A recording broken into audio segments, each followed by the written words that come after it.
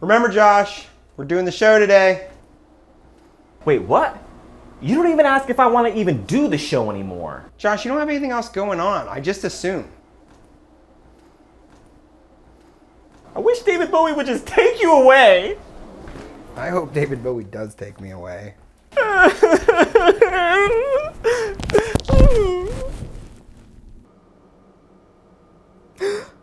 Oh crap! I gotta do the show today. Welcome to another episode of... Where's Carey? Hello. Oh, I don't know. He was here, and then the man with the tight pants and the poofy hair took him away. I think it was Sebastian Bach. David Bowie? Maybe. All I know is he had lots of eye makeup on. I didn't really want him to take Carey away. Sounds like you need to be careful what you wish for. I have to find him. Who knows what David Bowie's doing to him? Oh my.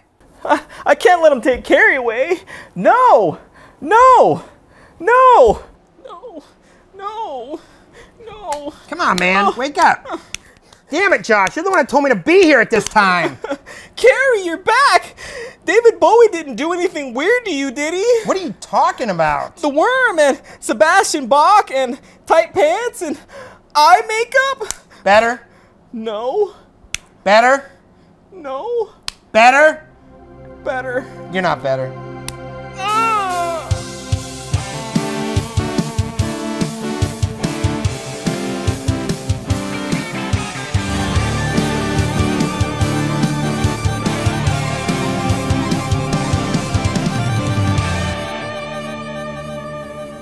Thank you for watching another episode of And Now Our Featured Presentation, where we don't just love 80s and 90s movies, We live them. I'm Carey. One of us always tells the truth. And I'm Josh Sanchez. One of us always lies. This next film, a young girl wishes her baby brother away and must face the challenges of the Labyrinth and Goblin King that has him held captive, all with a time limit of 13 hours. This next film is... Labyrinth. As you can see, we have little handsome guest hosts with us today. I particularly like the one on the right. It's handsome. He is.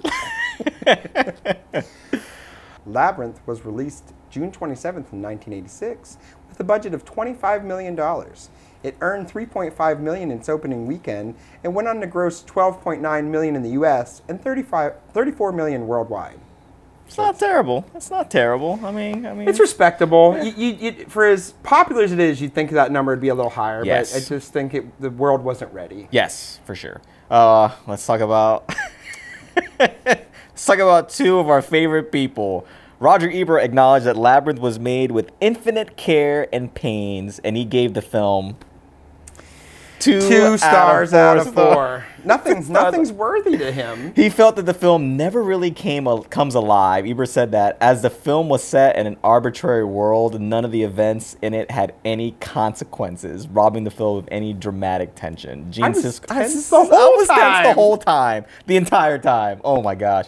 Siskel's review of Labyrinth for the Chicago Tribune was highly negative, and he referred to it as an awful film with a pathetic story, much too complicated plot, and visually ugly style. And why is it complicated? Oh my gosh, I loved everything that he said was complete opposite to me. It was not a pathetic story. It wasn't too complicated, and it was very visually striking to me. Baby taken, save baby. Siskel objected to the film's violent plot, writing that the sight of a baby in peril is one of the sleaziest gimmicks a film can employ to gain our attention. But Henson does it. Oh my gosh. The owl in the title sequence is computer generated. It's the first attempt at a photorealistic CGI animal character in a feature film. It's pretty cool. I thought so. Pretty cool. Yeah. And at the time it impressed. It doesn't quite hold up, but it still looks decent. Still looks cool. The various thing that Jareth does with the crystal balls, rolling them around his arms and his hands and so forth, are not camera tricks or any other kind of special effects. They are actually done by a choreographer, Michael Moschen, who is an accomplished juggler. Mosjan was actually crouched behind David Bowie with his arms replacing Bowie's. Unlike the typical Muppet performance, however, he had no video screen to view his performance. In other words, his manipulations were performed completely blind.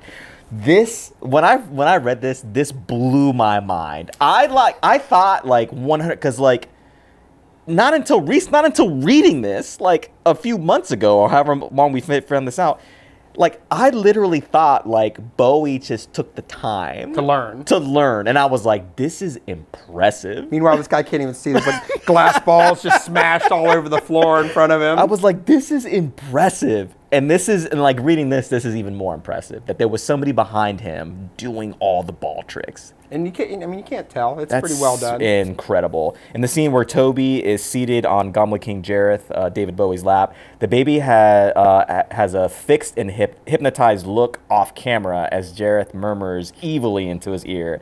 In fact, Toby screamed so much during many takes of the scene that something had to be done to keep him quiet. Fortunately, a crew member had a glove puppet, Sooty. For the duration of Jareth's speech, David Bowie had the Sooty puppet in one hand out of shot, gently wiggling it to distract Toby. The child was entranced, hence the hypnotic stare and the perfect silence. We should get a little puppet for me to calm me down during the show. I mean, I get scared. Because you're always crying. Unstoppable.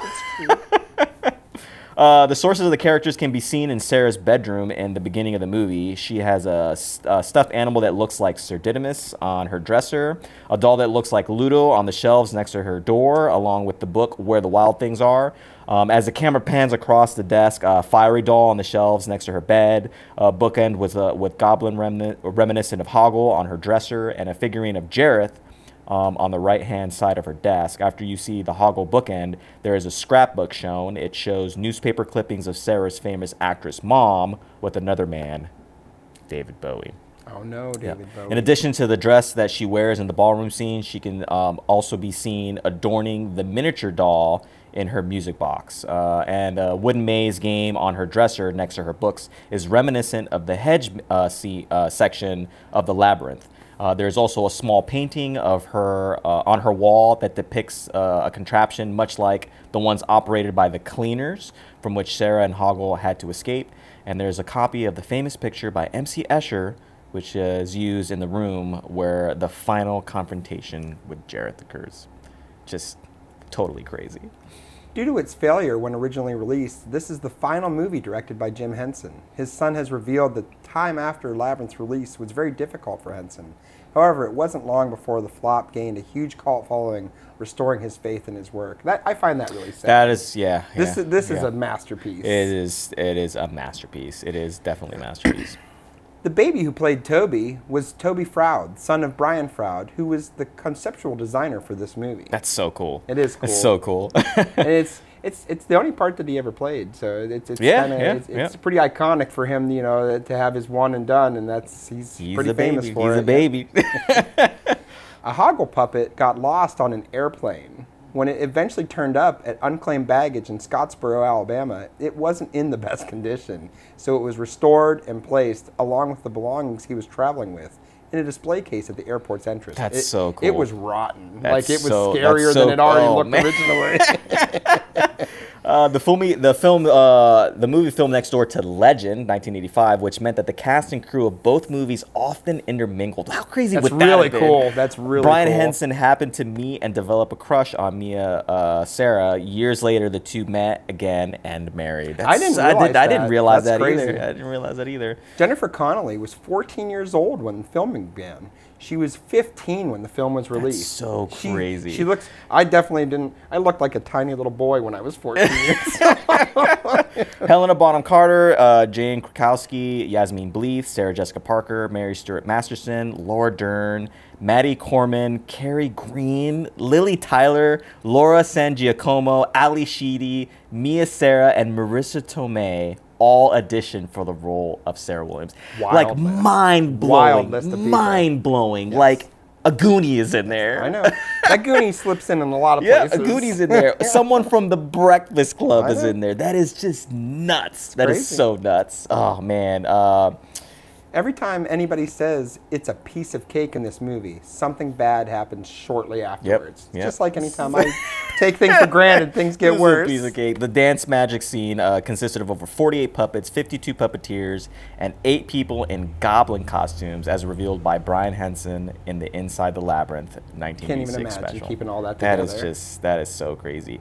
Michael Jackson, Prince, Mick Jagger were considered to play Goblin King Jareth. Jim Henson preferred Sting until his kids convinced him that David Bowie would be best suited to it. Bowie wanted to make a children's movie and liked the concept and script, so agreed to take the part. That's so cool. That's so cool. Such a wild, different movie with any of man. those other characters. The soundtrack includes many songs of note. Several by David Bowie, of course. We have Magic Dance by David Bowie. We have Underground by David Bowie. We have As the World Falls Down by David Bowie. Within You by David Bowie. And Chilly Down. Oh, man.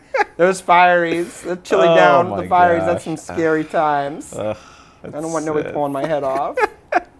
All right, now let's talk about the cast. Boom. First up we have The big guy. The big guy, David Bowie. Go ahead, you take this one.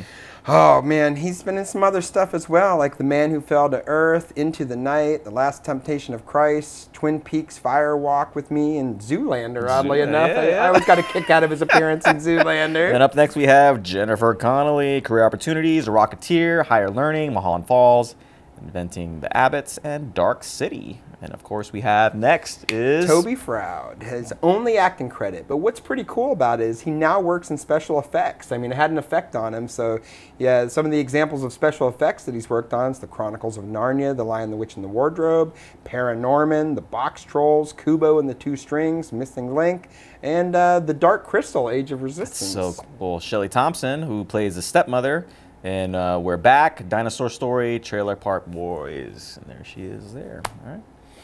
We have Christopher Malcolm, who plays the father. He's in Superman 3, Spies Like Us. I love that. And Absolutely Fabulous, the show. And we have Sherry Weiser, who was in The Hoggle Suit, was also in Follow That Bird, Babes in Toyland. And then we have Brian Henson. Hoggle's voice.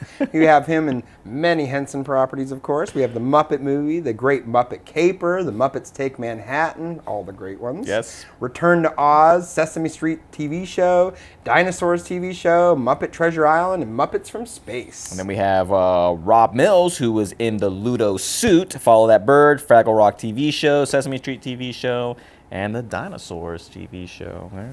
We have Ron Muick, who's the voice of Ludo. They're also in Cheryl's Neighborhood TV show and Dream Child. And then we have David Allen Barkley, who is the Sir Didymus puppeteer, The Dark Crystal, Fraggle Rock, the UK version TV show, and the Muppet Christmas Carol.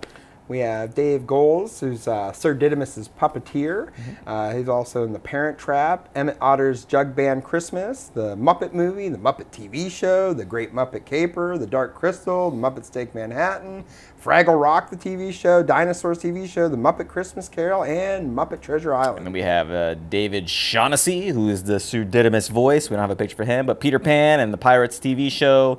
Lots and lots of video game voice acting. He's amazing. And Carol Prell, the worm puppeteer, here she is there. The Muppet Show TV show, the Muppets Take Manhattan, Fraggle Rock TV show, and the Muppet Christmas Carol. We have Timothy Bateson, who's the voice of the worm, and he's in the Merlin TV movie. He's in Les Mis. He's in The Messenger, The Story of Joan of Arc. And then we have the famous Frank Oz. I love Frank Oz. This is a big one. This is a big one. He's the wise man puppeteer, and in so many things. The Electric Company TV show, Saturday Night Live TV show, Emmett's Otter Jug Band Christmas, the Muppet Movie, Star Wars, The Empire Strikes Back. It's the voice of Yoda. Come on. Yes. Blues Brothers, the Muppet TV show, Great Muppet Caper, Dark Crystal, Star Wars Return of the Jedi, of course, it's Yoda, Trading Places, Superman 3, The Muppets Take Manhattan, Follow That Bird, Spies Like Us. The Muppet Christmas Carol, the Muppet Treasure Island, Blues Brothers 2000, Star Wars The Fan. It's just it's everything. It's funny. It's funny because like he's such a great voice actor, but in a lot of these movies that I'm laughing at, his characters are ridiculous. He's not even a puppeteer or a voice actor. He's just like a quick cameo, and it's just like. That was Frank Oz. He always has great lines, though. Like it's always something ridiculous, like just yelling at a guy for having PCP or something like that. He was the cop. The cop. Yes. You know what this does to kids? You have Michael Horden, who's the wise man voice. He's in Watership Down, Gandhi, multiple The Wind in the Willows projects, and the Paddington Bear TV show. Yep, and then we have Denise Breyer, who plays the Junk Lady. She's in Return to Oz, which is a great movie. Tara Hawk's TV show. And now let's do the Press Kit. Awesome. Yep. This is one of those occurrences where we were not able to get the actual authentic press kit, so we have pictures and a recreation of the folder. Yep. We don't have any of the documents this time, but we have lots and lots of cool photos. I was hoping to see a really cool looking folder, but that one. This one is just representation of it. It's very similar to what it would look like. But even that, like, if the original was looked like that, I was hoping something it's pretty like simple. It's really it's not simple. Very. Yeah, it's it's just a kind of a blasé logo looking. on the brand. You know, we have Jennifer Connelly when she's dancing inside of the snow globe in one of her ball gown dresses. There she is. We have David Bowie during the dance scene with Toby, which is probably one of the most iconic parts of the movie to me, the Dance Magic Dance. Dance Magic Dance. Try not to get that song stuck in your head. We have Sarah and the Goblin King standing together. Okay, feet. Here's a cool production one where we have Jim and Hoggle. He's just crouching down to check out Hoggle during the production. Very cool. We have Sarah running down the early part of the labyrinth when she first enters. We have the... There's no turns. There's no turns. There's no turns. He's like, how is this yes, there are. You're just not looking for them. We have a squad of the goblins. I do believe that might be the part where they're like complaining that she's not doing the wish right. We have... She didn't even say, I wish. We have Sarah and her many compatriots when they enter the Goblin City. Ah, the band. The band. We have Sarah with Hoggle coming out of the pot that somehow doesn't, connect to the ground, even though they come up through it. Yeah, they come up through the stair, the ladder. Nice after the trick cleaners. there. After the cleaners. Yep. Another one with Sarah and Hoggle here. Yep. Oh boy! And then we have the scary one. Oh my god! They're trying to pull her head off. The Fireys. Terrified. Oh, it's scary utterly times. terrified. Scary. And you have Ludo with Sarah. Oh. As a child, I had to do that voice a ton. You have a nice close-up of Jennifer Connelly in this one. We have one where she's dancing in the ballroom. She's eating the fruit there. No, you can't eat that one. Can't eat that one. It's got worms in it. Dancing with David Bowie, or getting ready to dance with David Bowie. We have our brave knight, Sir Didymus. Oh, Sir Didymus. He's always ready to fight and take care of business. Got a close-up of Jennifer in her ballroom gown. We have a close-up of Jareth with our juggler holding the glass ball there. And this is one that I always forget about with this, is we have Jim with George Lucas, because I always forget that he's a producer on this. He's a producer on this one, yeah. And then we have a close-up of George Lucas observing the production. So, making sure everything's on the up and up and saying hey to Frank Oz, while he's there. All right, let's talk about some of the scenes that stuck out. There's every scene. I mean, this is one of those. This is one of those boring films. Oh yeah, right. Yeah, only deserves 2 stars apparently. Not enough man, great parts to it. Just the wishing the baby away. I mean, that scene is so great.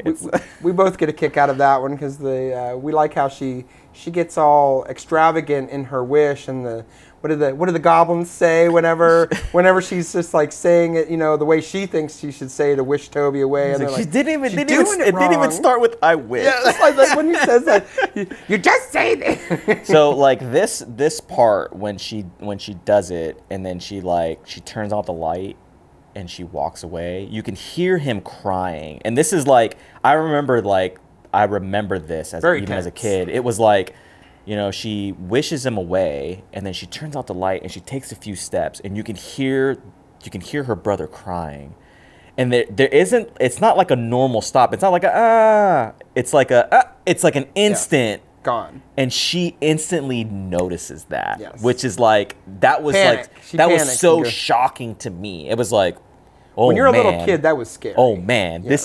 this is crazy. And then she goes back into the bedroom. And then like there's movement in the bed. Yes. And this whole thing, because like the movie, you know, it starts out and you're like, all right, she's this girl, she's like practicing this play or whatever. She's reading lines from this book called The Labyrinth. Yes. And then she comes home and you don't really know what all is going on. It's like she's upset, but like, why is she really upset? Yes. Like, why is she really upset? And she's like, you realize that's her stepmom, but you don't realize that's her stepmom until after she runs upstairs, because the stepmom says to her dad, I'm the evil stepmother. Yes. I'm the evil stepmother. And then as they're panning around the room, you get the glimpses of all the puppets that are going to be in and all the. And I'll be honest, I didn't notice that kind of stuff the first. I didn't notice that. That's just either. a girl's room. It's just yes. So you've watched the movie a few times, and you're like, oh my god, look at everything all this stuff. is in here. Everything is in here, and it's like recently as I'm watching the movie and I'm like reading some of the stuff about it. You see the scrapbook, of course, and you see the newspaper clippings on her mirror, and you see that there's a picture of David Bowie's playing another character, yes. but there's like this man and this woman, and you realize later like that's her mom, and like that's why she's not with her dad anymore, is because she was a theater person and this whole something happened. So that's why he's bad. And that's why he's bad. So it's like this whole that she's mad because of all of this, and that it's crazy. So when she goes back and there's movement in the bed, she's terrified, ominous music, and then all the goblins in the room. It freaks you out. This freaked me out.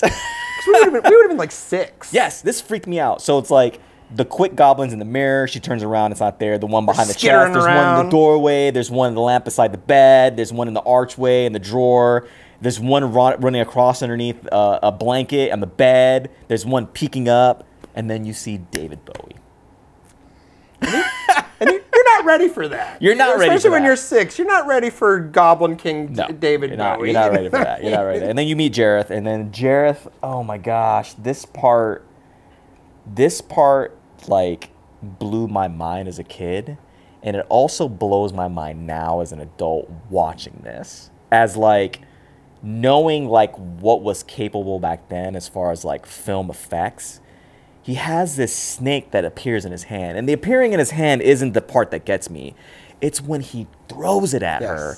He throws it at her, and it's a snake, and she grabs it, and it's like almost wrapping around her neck, and it instantly transforms into a scarf. Yes. And so like that sequence, I remember as a kid, even as an adult, like when I was watching it again for the show, I had to rewind that scene like 3 or 4 times, because I'm like, this, even today, this holds up, this effect of however the heck they did it. The snake turns into a scarf, and of course she throws it on the floor, and then it turns into a puppet that runs away. Right. And she's all bewildered and confused. And it's just like, it's mind-blowing. It's mind-blowing. To me, it's as an adult, and as a kid, it was mind-blowing. So the snake, she throws it at her, and then the scarf, and the puppet, the goblin, and then, of course... When she's finally like getting ready to enter the labyrinth after talking to David Bowie, you know, above looking down on it, she comes across Hoggle, and like I don't remember it from childhood, but like you know, watching it as an adult, you're like, he's peeing. He's peeing into like a little like a pond or something. It's like a fountain or something, and it's like, okay, so he's doing that, and then all of a sudden there's these fairies. And he's got a little, you know, poison canister that he's spraying him with, and she is just horrified. Yes. Like, you're a monster. Like, what do you mean? You know what I mean? He's and there's one that's still like half alive, and she goes to pick it up, and it bites her, and he's like, oh, what do you think they're gonna do? What do you expect they're gonna do? Oh my gosh, it's so good. It's so good. And then she asks, how do I get into the labyrinth? Well, you're asking the wrong question. Like, and then the doors open, she's in the labyrinth, and she's walking around, and she's traversing up and down that, like, it's just like a long corridor. Oh yeah, it's like it's endless. Yes, it's endless. And she's like, nowhere how to go. is this a labyrinth? It's just one long, like, corridor, she says. And then it looks great. It looks amazing. It looks amazing. I always have to reference, though, too, what's so funny is I feel like they just spattered glitter everywhere. Oh, yes. Because everything is sparkly. Everything is sparkly. And I have to point out, since they said they were filming next to Legend, I feel like there's the same thing on Legend where everything was sparkly. They're yes. like, you know what? Just glitter everywhere. We need everything to sparkle just a little bit. But this, I mean, from this point on, the practical effects, amazing. The scenery, the sets are just. I mean, this is a Jim Henson production, and of course, like the puppets are like that's what he does. The puppets, the environment, but the environment, the practical sets, they and made like, a world, and like knowing that George Lucas was involved in this, and like helping to like create the look of it. Those two together. Great. Like I wish they would have done more projects. If this would have just been a little more successful, we could have seen more magical stuff like this. More amazing projects like this. The practical sets blew my mind as a kid. It's just amazing. Just all the twisted trees that are like mixed in with the walls and the seemingly endless corridors. Which then she finally comes along and meets the worm and. He's had such a little short part in the movie, but he's such an iconic little fella. What is he? How does he greet her? Hello. Hello. And she says, hello. And she doesn't see him at first. You know what I mean? And she says hello, and he says something like, "That's not what I said, but I guess you could say that's hello." And it's just, oh my gosh, I love, because he's this little tiny worm. He keeps inviting her he's inside. Like, come inside, meet the missus. Like, where are you gonna go? This little hole? It's like, oh man. And then she's asking him for directions, and he's like, there's a door. Like, well, he's like, it's like right over there. It's like this is long. It's just a long corridor. Like the word is like, well, there's a doorway right there. It's like, you just got to step through it. And then she steps through Puts it. her hands forward. Yes. And then she goes to turn to the left. She's, no, don't go that way. Yes. And then she's like, oh, thank you. And she goes the other way. And then after she leaves. It's a good thing she didn't go that way. She would have gone straight to that castle. It's great. Oh, man. The dance magic dance sequence. Like, that's the song that gets into my head for endless days after I watch this movie. You know, dance magic dance, jump magic jump. You know what I mean? It's a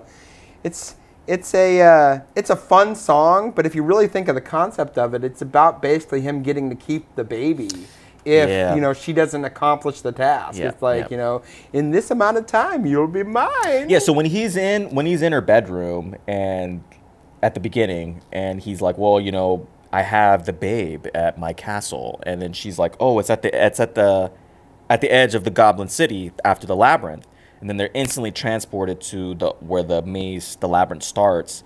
He gives her 13 hours, 13 hours to complete this, and when they're doing the dance magic dance sequence, I remember him saying that.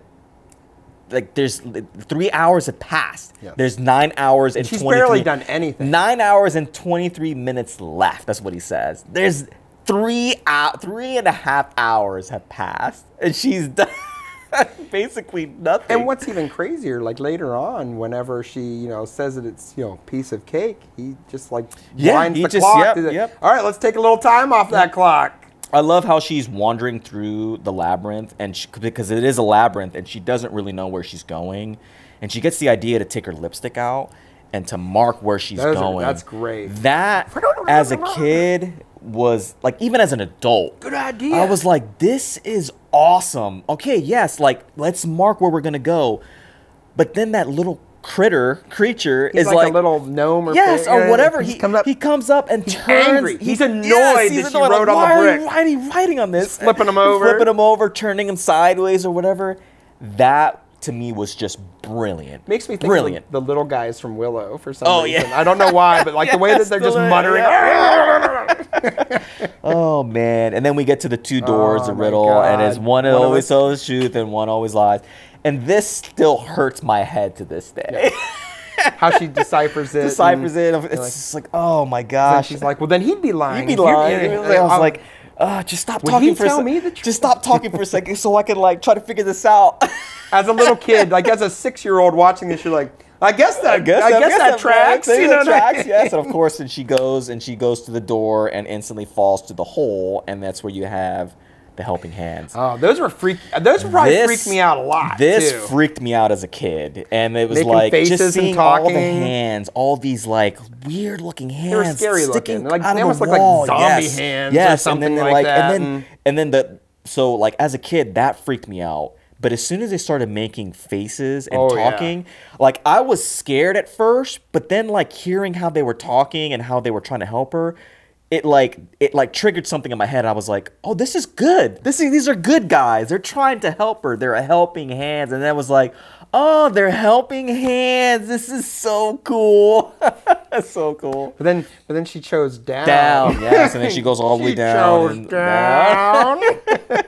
She goes all the way down to the bottom, and she's in an oubliette. And oubliettes are scary things. Yep, I mean, yeah. it's where, like Hoggle says, it's where you put something to forget. It's a place of forgetting. Yep. And then the deal with Hoggle, and He's excited for plastic. He's like, I'll give What you this is that? bracelet. What is it, anyways? It's plastic. He's like, ooh, plastic. And then how they get out of the oubliette, the door. It's just a piece of wood that is on the floor because there's no exit. He lifts it up. There's no exit, and he's like, oh, don't worry, I know how to get out of here. And he lifts it up, and it's a closet. And he opens it one way. And it's a closet. And he's like, oh, I opened it the wrong way. And then he closes it and opens it the opposite direction. And this, even as an adult, I'm just like, oh my gosh, this is amazing. Yes. This is amazing. It's such great imagination. That's what I Yes. love about Henson is like he lets his imagination just run wild, and we get to be the beneficiaries of that. Yes, we get to go along for this Yeah, ride. so I'm like, man, I would have never thought of something Yep, like yep. that. And then, of course, when they leave, all the stone faces saying, you're going the wrong Oh way, my you're God. going the wrong way. And Hoggo's like, shut up. Shit. Like this. They're always saying that when you're on the right track. And then And he's the one he says something like, he's like, oh, you're going there. And Hoggo's like, shut up. He's like, well, just let me it's been finish. so It's been so long. long. I haven't got to say this in so long. He's like, all right, but we're not going to be too scared. Of course, of course. Oh man! And then you see David Bowie. He's there right at the end of where those talking stone faces are. Isn't he? He's like almost pretending to be a beggar. Yes, and then he reveals to be himself, him. and it's him. Yes, And he's like, you're not helping her. you're not helping. Kind of thing. But the funny thing is, it like from this point onward, they are consistently getting Hoggle's name wrong. Yeah, he said, what does he call him? He calls him Hogwarts. It's Hogwarts. So, I wonder if that inspired any modern writers.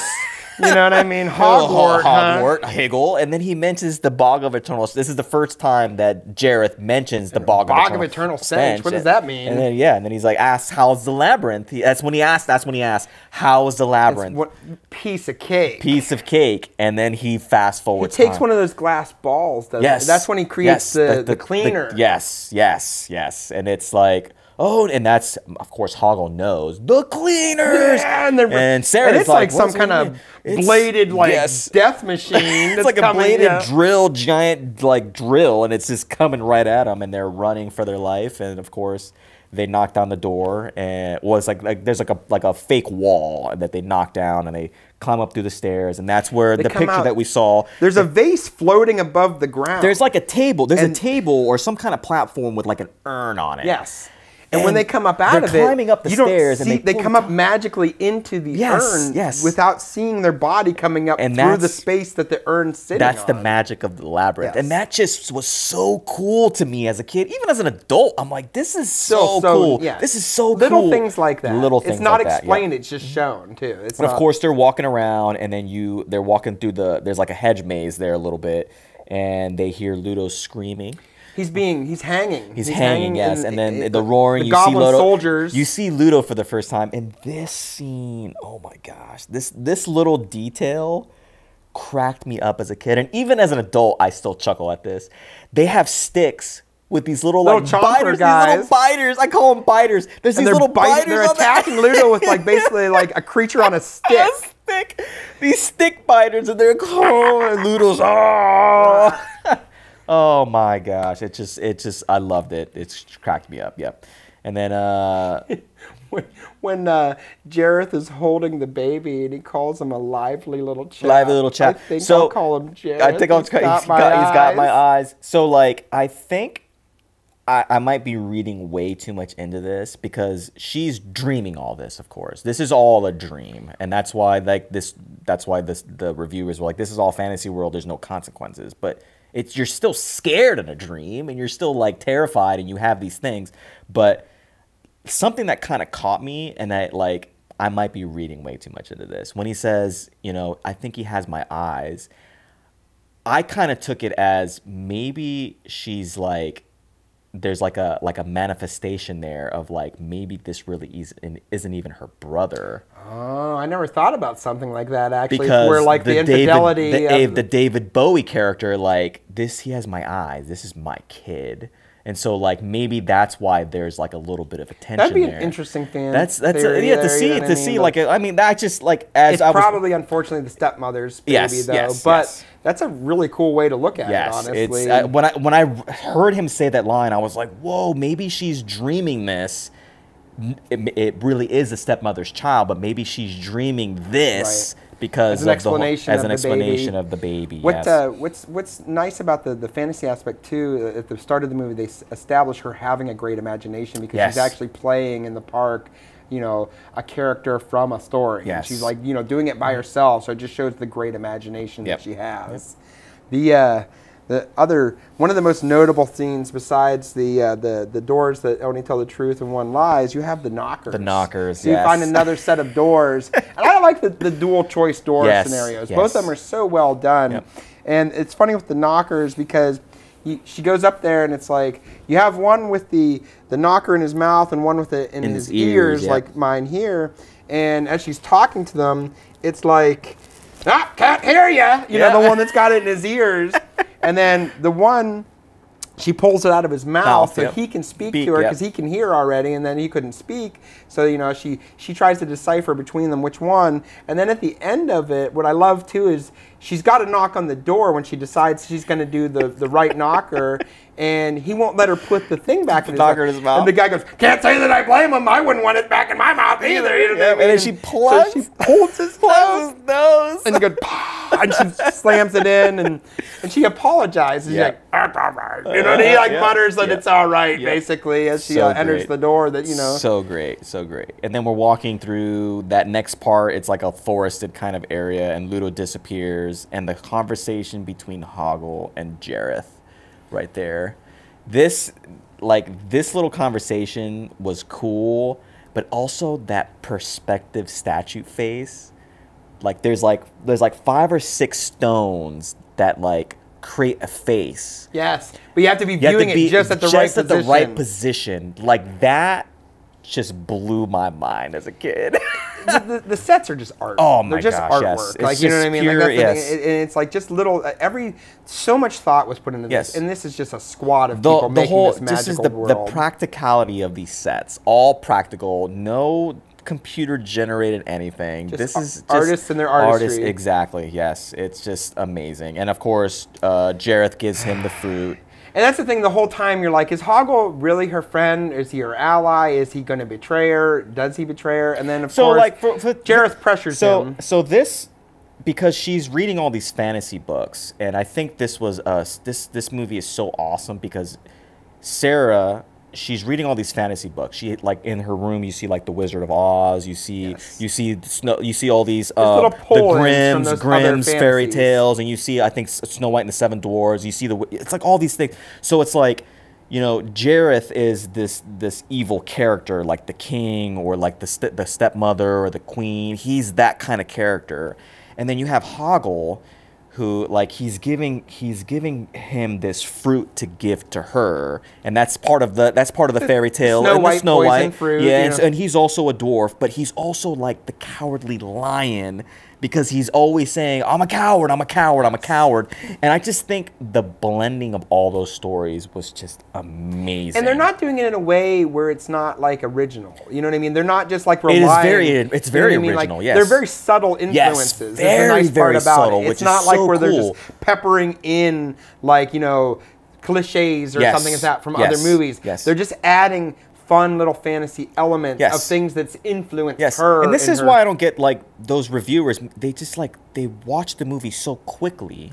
I think they wrote it off before they even watched it. You know, it's one of those things where it's like they didn't actually take it in. Yes. They just kind of like wrote it off as simple children's thing. Yes. And it really isn't. Yes, I mean, it's great for children, but it is great. It's something There's so many different levels. I could watch it all the time. All the time, exactly, same. And then he gives her the fruit and it says, "Give her this present." Hoggle, what have you done? Give her this present, and if she ever kisses you, he says, "If she ever kisses you, I'll turn you into a prince." And Hoggle's like, "Oh, a prince?" He's like, "The prince of the bog of eternal stench." And he's like, "Oh!"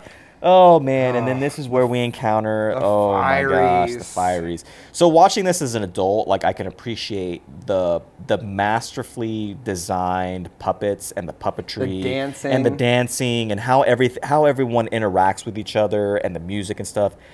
As a child, this sequence horrified me. Off-putting. It was terrifying. There was just something unnatural about them. Before they even got to the scary element of it, there was just something unnatural about them. Just the way their faces looked, and they were almost like psychotic. Psychotic, yes. Yes.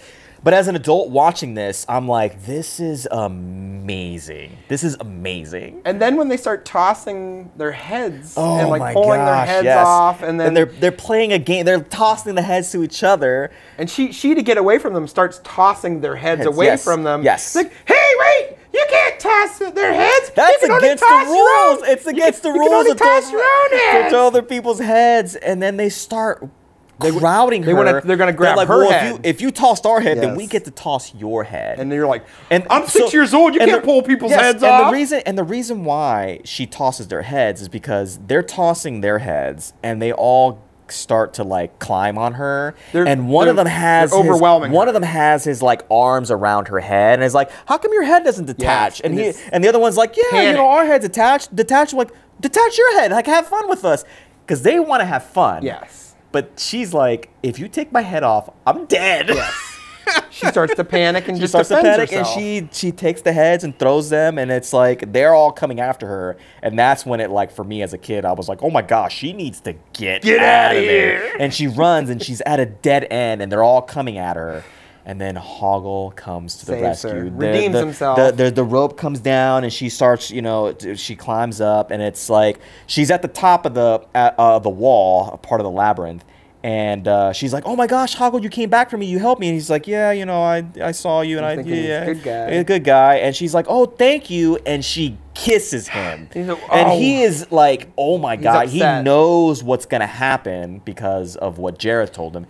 And they basically fall through to the bog. He falls backwards, and they slide down, and they're sliding through this tunnel-looking thing. On the and he catches himself on this bar, a walking lip around and she catches herself, and they're like, "Oh my gosh, we gotta get up!" And then they're at the top on this little ledge, and.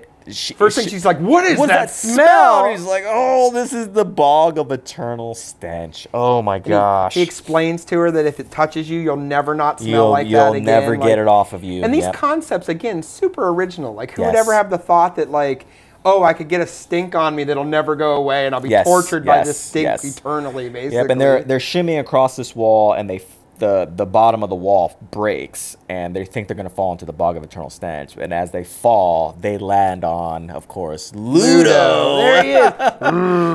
Smell bad.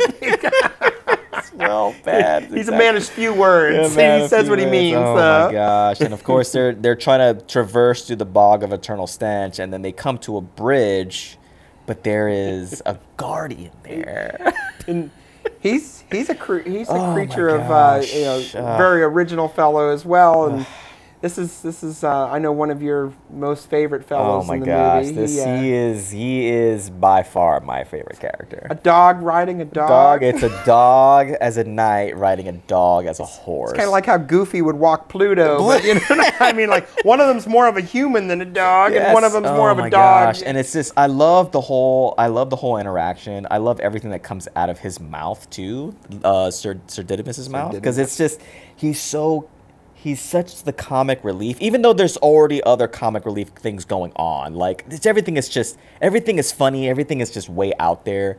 But his reactions to everything. So when they finally see him, they're all complaining, "Oh my gosh, don't you smell that?" And he says, "I smell nothing. The air is sweet and fragrant." And they're taking a big whiff in when they're just horrified that he's enjoying the stench. Oh my gosh! And of course, the fight between Ludo and Sir Didymus, and it's not a very long fight, but he's just trying to climb him and pop him. And he's such a spry, quick little dog knight, and he's just so yappy and so quick, and Ludo is boom boom, and then I just love how it's Sir Didymus who stops the fight, and Ludo's not even fighting him, but he's like, "All right, enough. We fought to a standstill." To a standstill. Like he was going to win or something or tie. To a standstill. I yield to thee. I now call you Ludo, my brother. My brother. My sacred. And it's, oh my gosh, it's so great. And then, of course, they try to cross the bridge. And he says something about it being sturdy. Well, before that, because they still try, like, so now he's friends with Ludo, but they need to cross the bridge. You're talking. He still doesn't want to let him pass. Yes, he's like, no one shall pass. And it's my sacred vow. I have sworn with my life's blood, that no one shall pass this way without my permission. And then she asked, well, can we get your permission? And just like, this is the amazing part of Jim Henson. Never happened before. This is the amazing part of Jim Henson first. Like, of course, his reaction, but like, Jim Henson and his entire group, they have mastered, they are masters of puppetry. Yes. And to be able to portray the facial recognition. Where he's almost like perplexed. He has a look of... Yes, the look on Sir Didymus's face of like... Like he's never been asked that question before. And like the mannerisms, it is very amazing. It's very humanized. Yes, like it is. It's not a puppet. It's a character. It is captivating. Yes. It is amazing. And then he says, "Yes, yes." It's delightful. And then it says, and then they try to cross the bridge, of course, and it's a rickety bridge. And of course it breaks while Sarah's crossing. It seems sturdy before. And then of course Ludo, and the rocks start coming up. And he says something. He's like, "Yeah, rocks, friends." Yes, but so the reason why he says that is Sir Didymus says, "Canst thou call us the stones?" or something like that. The very stones. Yes, friends. And then we see Ambrosius, and then he calls Ambrosius the dog. It's a cute little dog. It's funny, and it's her. Can't even see its eyes. It's her dog. It's so Merlin. Right. It's Merlin. But he calls it Ambrosius instead of Merlin. As a dog, as knight, as a horse, and I just love that. Oh my gosh, it's so great.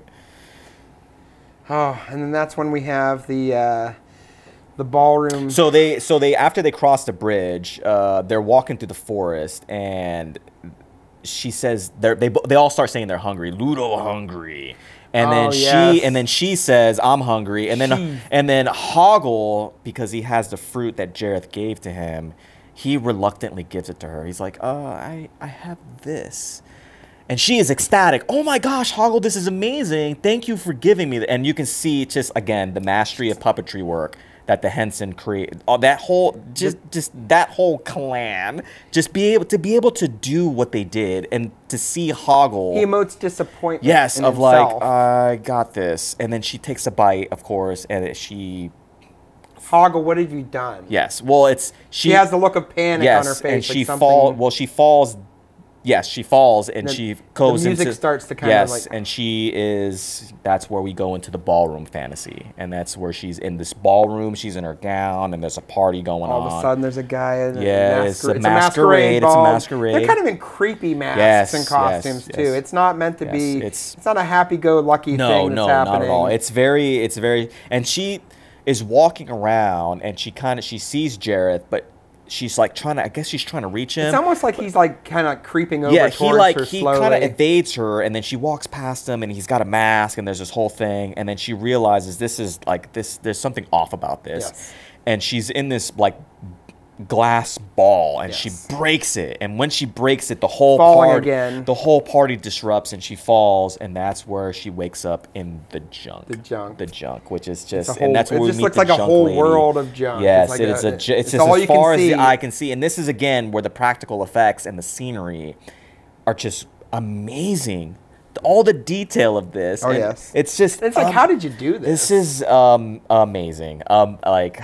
How did you do this? Right, how did you do this? It looks endless. Yes. And then you have this little trudging lady show up with like, she's got like 8 times the amount of weight she should be able to carry just heaped onto her back. Yep. This tiny little goblin-looking puppet woman. Yep.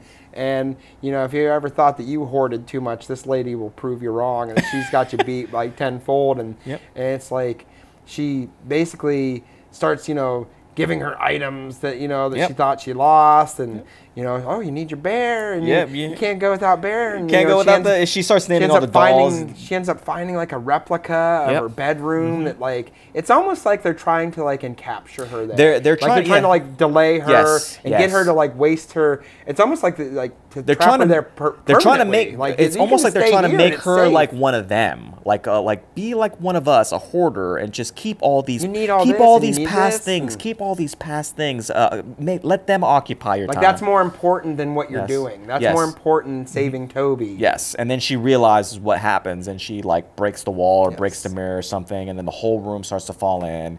And again, that's when Hoggle and Ludo show up, and then she scurries through the hole, and they're there, and then we're at the edge of the Goblin City. And this part, oh my gosh! Again, you thought the Labyrinth was going to be the hard part, and then you get to the Goblin City. But just before they enter the Goblin City, Sir Didymus, he sees the gate, and he sees that there's a guard there, and the guard's asleep. You can tell that he's like not the top brass. So Sir Didymus goes running up. He either rides up or runs up, and he's like, "Open up! Open the door!" He barks. He's yapping. And Sarah says, "We gotta go quietly. Let them all wake up." That's what he says. "I shall fight you all to the death." And his yappiness, it is so, I just love it because he's this little yappy his confidence. Dog. Yeah. And then Sarah goes to him and says, "Hush." And the way she hushes him. Well, so before that, so he says, "Hush." He says, "Hush, for thee anything." Yes. And then he says, "But I'm not a coward." And she says, "No." And then he says, "And my sense of smell is keen." And she says, yes. And then he says, "Then I shall fight anyone, anywhere, any place, anytime." And then she says, "No, hush, hush." And that's when, oh my gosh, this is amazing. She puts her finger on his nose to hush him because he's a dog, and it is. Crocodile Dundee. This is. Yes. But she puts her finger on his nose, and he quiets. But then oh my gosh, he quietly says to Ambrosius, "Be quiet now." When the dog hasn't made any noise. When he's the one making all the noise. It is. I love it. I love it. What I think so fascinating about Sir Didymus also is the only thing that he's really afraid of is being thought of as a coward. Yes. It's like, you know what I mean? He's not afraid of taking on any opponent, no matter how big or small. He just doesn't want to be perceived as cowardly. Yep, because he's a knight, and then Hoggle is the complete opposite. Hoggle's very cowardly. He's like, and it's almost like he doesn't want to be considered a good guy. Yes. I told you I was a coward. I was a coward. I was a coward. And this is where we get to the gates, and the gate turns into armor. As a kid, I was so excited for that because I loved robots and mechs and stuff like that. So when it's like this big hulking gate, and it's like it closes on them, and it forms like a huge armor, and it comes off the wall. It's got an axe, and it's gonna, it's there to battle them. And I love it. It's amazing. I love it. I love it. Yep, and it's when they're battling, Sir Didymus. Ambrosius runs away, and Sir Didymus says, "Come here, Ambrosius. You're embarrassing me." And of course, we have then Hoggle to the rescue. Hoggle has climbed up to the top and he jumps off, and he somehow gets. It's almost like he knows some of the defenses, so he can work around them. Like just like he knew how to. He knows the lay. He knows the lay of the land. He's been all over the labyrinth. Agent. Yes, and he's the one putting out fairies, so he knows the ins and outs. So he jumps on top, and he comes to the rescue, and this little tiny guy inside of this giant mech that he exposes and disarms. Yep, and then he falls down, and then of course Sir Didymus, he was yelling earlier at Ambrosius, and then he says calmly, "Come here," and then the dog comes, and of course That's the end of the battle and Hoggle's confession. And then like he's sitting there and he says they all say, Hoggle, you came back and whatever. And there's this back and forth there. He's almost surprised that they accept him back. Yes, and he's like, I told you I was a coward, and I gave you that fruit and like that. She forgives him, and he's like, I'm a coward. And Sir Didymus says, no, what you just did was nothing. It was not anything cowardly. I guess it calls him a hero, yes, and it's just it perks him up a little bit. It perks him up a little bit, and then that's when we actually open the gates and we're in the Goblin City. And this scene, seeing the buildings and everything, just amazed me as a kid. When I thought it couldn't get any more amazing. There's a new whole world every time. There's a whole new part that's just like, this is amazing. These sets are amazing. It almost like adds like hopelessness to the success sometimes. So because every time they're in a new environment, it's like, man, this is another huge area that they have to traverse.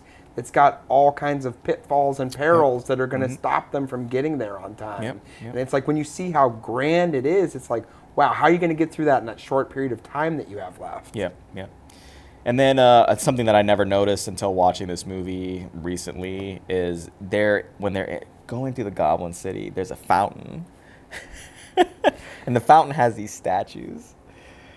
And of course, the fountain is producing liquid, but it's out of the statues. All the statues are taking a leak. It's the pee-pee goblins. It's like the pee-pee boy from the money pit. It's so great. And of course, the goblins, everything is quiet until they get right up to the main gate entrance to the castle, and of course that's when all the goblins appear. Well, because like they inform Jareth that they're there. Yeah, the goblins. So then he's like, "Well, go, everybody go!" He like makes them all attack. Seek to capture them. Basically, and then that's when we have the big, huge Goblin City battle, which is an amazing battle. Ludo calls his rock friends again and does his. Sir Didymus charges, and there's of course, Ambrosius goes the wrong ways. No, not that way. You're going the wrong way. Ambrosius, let's talk about this. He's running away instead of fighting, and Didymus wants to be in the thick of it. He says, Ambrosius, if you don't turn around this second, I will never feed you again. And of course, the motivator. Does he like stall out instantly? No, he runs out of the gate. Because he says that as he's running out of the gate. But then the next thing you see is Ambrosius slowly walking in. Cautiously, he's like, okay. Don't worry, Ambrosius. I think we got them surrounded. Yes. And there's like 8 of them. Oh my gosh. And of course, there's everyone's chasing everybody. Everyone's fighting everybody. And because there's so many of them everywhere, they all rush into a house. Yes. Sarah rushes into the house. Hoggle rushes into the house. Ludo basically he opens the whole side of the house and he opens the whole wall. I forgot he pulls the whole wall like a door. And then like one of them tries to get in and he like smacks him and he closes the whole wall. And then Sir Didymus runs to the door and he's not asking Sarah. He's not asking Hoggle. He's not asking Ludo. He says, Ambrosius, unlock this door. It's a different house. It's a different house. Ambrosius runs into a different house. That's what it is. So he's saying Ambrosius locked this door. The dog locks himself in. He locks himself in. He locks himself in. Is this what it is? I want none of this. I want none of this. And then he turns around and then he says, so you've had enough? All right, then throw down your weapons and we'll see that you're well treated. You're well treated. As there's like 5 of them with spears pointed at him, like inches from his face. He's never known defeat. He thinks he's always going to win no matter what. And of course, that's when Ludo calls the rocks. And that's when the whole thing everywhere. is just, oh my gosh. And it's just... Do you remember the one guy, too? I always forget about him until I see it. He's almost like the cannonball goblin. He's the cannonball goblin. It's like a little spiky guy that they shoot. And towards the beginning of the battle, they shoot and he hits something. And then he's like walking around. He's like, I hit something. I hit something. He's all happy. Yes, and then when the rocks attack, you see that same character, or it might be a different character with a similar cannon and a similar like cannonball minion that's got legs. Doesn't it almost obstruct it from launching? A rock comes over top and falls on him, and then it shoots. And as it shoots, the cannonball or something, I think it's a it just explodes. It explodes, and then the little guy with the legs is going. Those guys are great. Oh, it's so. I always forget about them until the part happens. Yes, and then of course they get inside the castle, and Sarah is like, "All right, it's this way." And she says, I have to face him alone. And of course, Hoggle and Sir Didymus and don't want to Lugo leave there, her. they're like, but why? And then she says, that's how it's done. That's the way it's done. And another great Didymus line. And of course, well, if that's the way it's done, then that's the way you must do it. And it's honors. just, oh my god. He's all about honor. Oh, so like oh, if that's the yes, way you're yes, supposed to do it, yes. he's like, I'm gonna respect that. Yep. And it's just amazing. And of course, the Jareth showdown and the MC Escher stairs. And that was something new for us as a child too. You're getting exposed to something like this concept of the upside down stairs. They're all going in different directions. The Escher, that whole Escher environment is what exposed me to Escher. And it was like, it was mind blowing. And I remember going to like a Barnes and Noble or a Books A Million and seeing like a book or a poster that had that on it. And I was like, oh my gosh, this is from the Labyrinth. And then I'm like flipping through it and I'm going, oh my gosh, this is the Labyrinth got this and put this in the movie. And then as I watched it again as a kid, I see the poster in the background and I'm like, oh my gosh, this is so cool that they put this kind of stuff in it. That's what's nice about creators back then. It was trying to expose somebody to like something culturally that they might not experience. It's how I compare it to something like Looney Tunes having all the classical music in it. Yep. And it's like that's how as a child I was exposed to stuff like that. Classical It's music, just yeah. a way to like show a younger generation art that they might not just stumble across at that age at least. Yes. And this whole scene when they're in the stairs, all the weird Escher stairs, there are so many cool effects in there, like when Jareth is walking upside down just above Sarah, and she does like the flip up around. Flips up and he's like on the same floor as her. That was so. Even as an adult, I'm like, man, this is still cool. It still looks cool. This is still cool. Yep. This is so awesome, and just everything about this, and like. Of course, you see Toby across on the stairs. He's just like... He's crawling, and it's like... he's no big deal to him and for some the ball reason. bouncing around, and Toby, and of course, when Toby's crawling, you see him, and he's like... He's not crawling very fast, but it's like, all right, he's there, he's crawling, and then he turns a corner, and then Sarah gets there, and he's across... all the way over here. Across, and it's like... Wow, either this baby is really fast, or this maze is just so convoluted... And I remember Jareth throwing that glass ball and me thinking like, boy, that sure bounces pretty great for a ball of glass. Yes. And then it just like it lands in Toby's hands, yes, of course. And then she sees him across and she thinks she can reach him. And it's the line that she can't remember at the beginning of the movie is what, like that's what tripped her up at the beginning. Once she confronts him, she has to say the line that she always forgets. Yeah, so it's before she gets to that part, when she's still in the stairs, she sees Toby across the way, and she takes a leap to get to him. Yes. But in that leap, the entire maze falls apart. Yes. And that's when she falls and lands with Jareth. She's just with him. And it's like the final showdown, of course. And that's where she's tripped up in the line, and she's trying to remember. And he says, I've done everything for you. I have moved worlds. You wanted your brother to be taken away. I did it. Like, I have done everything you've asked me to. I want to have power over you, but all I ask in return is that it's something like you just like, you love me or something like that. And it's just like, she realizes, okay, you don't have any power over me. It's almost a free will kind of, declaration to him. Like, I'll give you everything if you just give me everything. And she's like, well, you don't have any power over me. And that's when the clock strikes. Yes. And she is in her living room, and she's hearing the grandfather clock. It's like her foyer, like right where the entrance is, the foyer, and she sees the grandfather clock, and that's when she realizes, oh, I'm back at home. Runs up. And she goes, Toby, and she runs up to the bedroom, and Toby is asleep in the bed. And of course, then she goes back to her room, and the parents get home, and she sees one of them in the reflection. And it's almost like she's sad at first, you know what I mean? And then she's like happy to see them, and that's the whole like heartwarming part where it's like they basically indicate, should you need us, we'll be there for you, kind of thing. And then like she instantly declares, you know, I need you. I need you, yeah. And they all start appearing, and then her room's just littered with all the characters, the weird ones, the good ones. Gosh. And you see the fiery up in the corner, stuck between whatever shelf and the ceiling, and I'm like, you just stay there. But they're all having a good time, and she actually runs to the bed, and I think she like almost just tackles, like jumps into like tackles like Hoggle, and then like, oh my gosh, and then she's interacting with the rest of them, and of course that's when like the owl, you see the owl, and the owl flies away, the and animated owl again. It's so cool, and I mean, this movie just on so many levels is just so amazing. Just ends on the magical song again. And just like seeing all the characters and like how they were all detailed and created with so much love.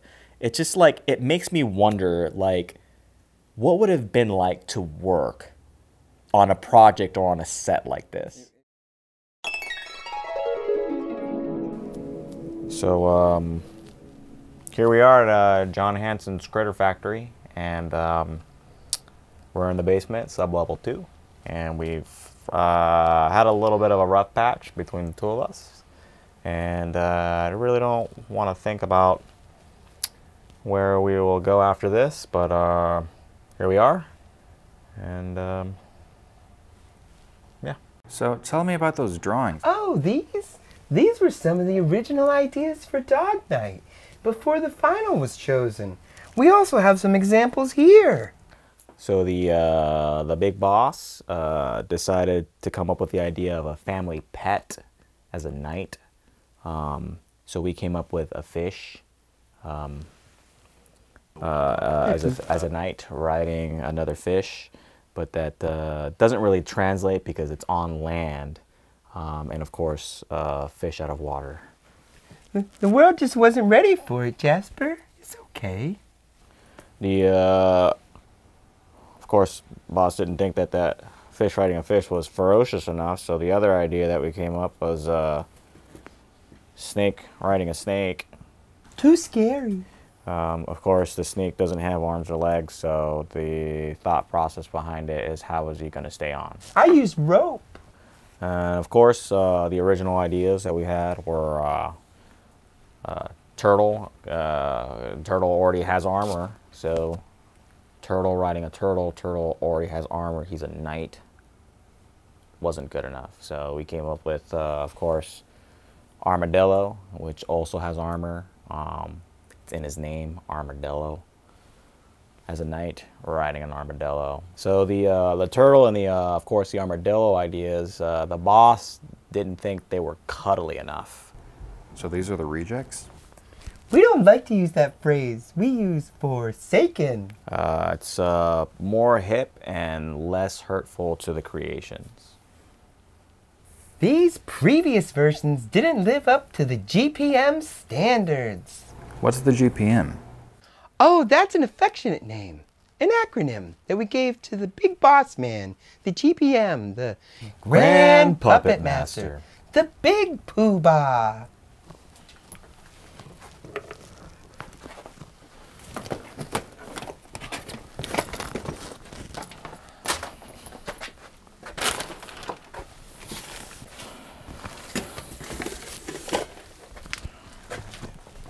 Took that puppet again. Hey, you guys, you gotta stop throwing away our puppets. They need to be put to rest respectfully, not just heaped in the dumpster. So tell us about these here. Yeah, we also had these characters here, and this one here, I always feel like he's judging me. And this one here, I can't really put my finger on it. He looks familiar somehow. That one freaks me out. I feel like he could come alive at night and harm me. Yeah, that sounds about right. Seems like he could work on about an hour of sleep each night. You two are here in the basement. Is there any other place you'd rather be? Like on set? Maybe upstairs, an office close to the big guy, the GPM? We're not allowed to make direct eye contact with John anymore. That's messed up. He says our presence makes him sad. Besides, I'm just here to bring reality to life by blending stitch and fabric and paper and plastic to bring life to my creations. Here in basement sub-level 2 or on set, doesn't matter. Whatever it takes to add life to our children. It's our craft. It's our passion. Oh, this is nice. I could make a little raccoon out of that. I think I'd call him Wilson. Well, that was, you know. And as you can see, those fellows were nice enough to lend us some of their creations. Right here, look at this. I'm sad they didn't get used in any productions that those fellows could get to work on, but I'm glad they get to be our friends. And it's how wild is it they just happen to look like us? I know. I mean, I feel like that one's judging me. He is. He is a little bit. I mean, and we have so many cool things that have been made for this. I mean, God, look at all this stuff, like all these things. The knockers. Like, just so many Try things to bring a little here. bit of that magical world here with us. Got some pops, the and of course. characters. We got anything special here in any of these? Our VHS, the DVD, you know, it's got the classic iconic artwork. We have the Blu-ray, the 4K Steelbook with Baby Toby on it. And it's they come out with a lot of editions of Labyrinth. That's what's crazy about it. And it gets tied up with Dark Crystal, which I think is funny. Is every time they re-release Labyrinth, they re-release Dark Crystal in tandem with it. But God, I'd have to say there's somewhere between 10, 20, you know, re-releases of this in different iterations, like multiples on VHS, multiples on DVD, multiples on Blu-ray, multiples on 4K. Right. Well, let's go over to the... Let's go have a look.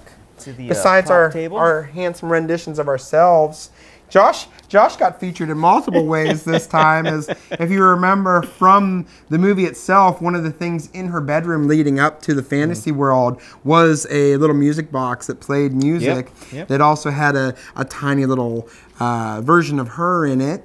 And we have the not so helpful worm, who, you know what I mean? Hello. If he would have you know, just kind of left her to go the direction she wanted to go, but he's a cute little fella. And we have some of the other not featured creatures. Oh man, those poor guys. They want it so bad. They wanted it so bad. They really wanted to be part of the production. Was not the right kind of fierce, and of course this one is a fish out of water. So like, fish out of water. It's just not gonna work. Dog riding dog was just the right spot for it. Like, these other ones just didn't work out, and you know, God bless them. Hopefully they can figure it out, and maybe they'll finally get a creature featured in a future production. Right, and thanks to Amy for making all these cool little things, and for, of course, making the puppets. She made the puppets, and she's just does amazing craft stuff and creation stuff. We're lucky to have her, and I'm glad that, you know, she helps add to our fun. So, like, what does this movie mean to you, Carey? It just brings you back to childhood. It's like even you know, as grown men, we get to be little kids again. We get to live in that fantastic world. I was lucky enough again to have gone to the theater and watch this with my mother and just be blown away. Just sit there, just dumbfounded on the big screen, and the time just flies by. Like you're sitting there. It's not like the pacing to it's, you know, bam, bam, bam. It's just one wild event after another, and it just blew me away as a kid, you know. So it's one of those things where it's like it just throws me back there every time. Every time, same. Every time I watch it, there's never a time where it's boring. I was so excited to be able to share it with my children and just relive it. You know, not only because I still enjoy it myself, but you get to live vicariously through the people you expose it to. It's like showing each of my children as they were of, you know, old enough age to watch it. It's like watching them see it and the magic all over again. And my youngest now, it's like he calls it the movie where they steal the baby. He's like, I want to watch the movie where they steal baby Toby. You know what I mean? And you just get to see it through their eyes. So it's almost like, even though we have the modern lens that we view it through, I get to view it through their interpretation and, you know, how the impression it makes on them. It's really cool. It's so cute. It's really, really cool. That's amazing. Yep. Yeah, this movie, this was my pick. And this movie just blew me away as a kid, still blows me away as an adult. It's just amazing. And just like, I remember I didn't know what the name of this movie was as a kid, and I would always call it the Stench movie. The Stench movie. I want to watch the Stench movie. That's how my children are too. They'll pick one element of it, and that's what they'll. Because like Labyrinth doesn't necessarily mean something to a kid. If it was called The Maze, you know what I mean? Like it's a big word for a child that's like 6 or so, and that's like I said, that's the age I was. My kids are even younger watching it, and it's just. They come up with their own way of describing it because like maybe that word's a word that they don't understand. So like it's the Stench movie, it's the Baby Toby movie. Yep, I've always tried to figure out because this is a dream. She's dreaming this whole thing, and I've always like as an adult tried to figure out, all right, when did she start dreaming this? And like I've tried to figure out where would be like logically it would be placed where she's dreaming it. And the only place that I can think of is when she, of course, comes home and she's told that she's going to be babysitting, and then her stepmother says, "I'm the wicked stepmother," and she walks up past her dad, and the dad's holding Toby. She rushes into her room, and she sits on her bed, and the dad comes and knocks and is like, "Well, you really didn't want to talk to me at all, it seems like it," because she says, "No, I don't want to talk to you," but he's like doesn't put up a fight because. Right. He's got other things he's got to do. They got a show to go to or whatever they're doing that night. And so she's looking around her room sad, and she jumps on her bed, and then she looks up and realizes that Lancelot's missing. So the only thing that I can think of is when she jumped into bed, she fell asleep. Right.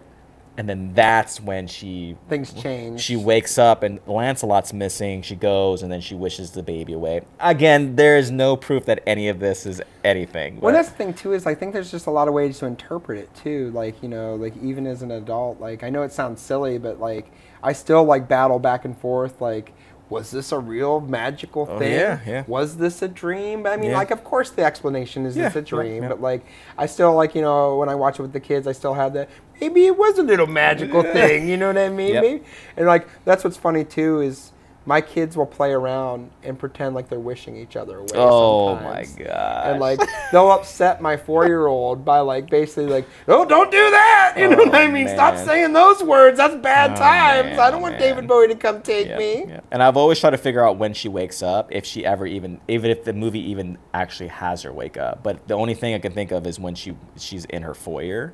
But then she, of course, goes back to her room and the creatures appear. But it's like, all right, if she wakes up in her foyer, that means she's a sleepwalker. She's a sleepwalker.